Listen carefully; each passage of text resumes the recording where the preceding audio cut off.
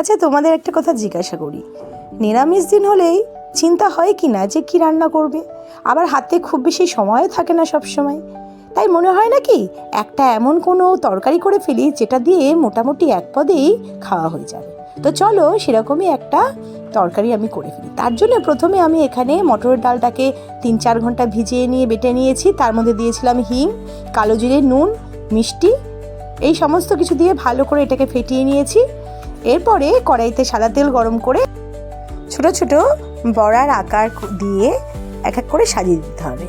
দেখো মোটামুটি যতগুলো সাজিয়ে দেওয়া যায় ততগুলো আমি সাজিয়ে দিয়েছি।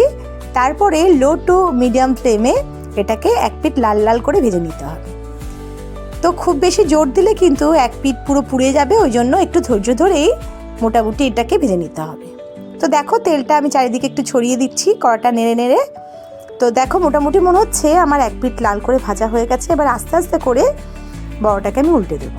দেখো আর এক পিঠও আমি একটু লাল লাল করে ভেজে নিলাম। তারপরে বড়াগুলোকে আমি তুলে নেব। এভাবে আর একবারও আমি একইভাবে সাজিয়ে দিলাম। এবার সমস্ত বড়া আমার ভাজা হয়ে গেছে।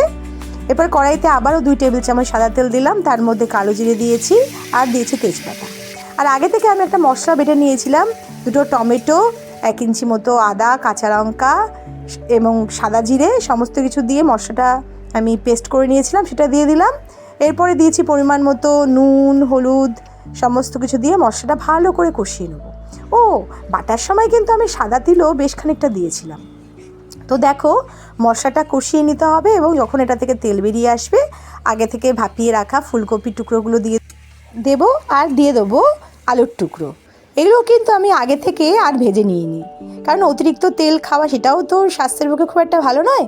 ওই জন্য মোটামুটি এই মশলার মধ্যেই আমি আলু আর ফুলকপি ভালো করে কষিয়ে নিয়ে পরিমাণ মতো জল দিয়ে দিলাম। এরপরে ঢাকা দিয়ে দেবো 3-4 মিনিটের জন্য। ঢাকনা খুলে যখন দেখবো আলু আর ফুলকপি সিদ্ধ হয়ে গেছে এবং ঝোলটা অনেকটা গাঢ় হয়ে এসেছে, তখন সেই আগে থেকে ভেজে রাখা বড়াগুলো দিয়ে দিলাম। তারপরে আর 2-3 মিনিট একটু ফুটিয়ে নেবো। তারপরে গরম মশলা আর মিষ্টি দিয়ে সেটাকে বন্ধ করে দিতে হবে। তো দেখো আমার কিন্তু এই বড়া আর ফুলকপি দিয়ে ঝোলটা কিন্তু একদম রেডি। ওপর থেকে ধনেপাতা ছড়িয়ে ব্যাস গরম গরম ভাতের সঙ্গে পরিবেশন করলেই হয়ে গেল।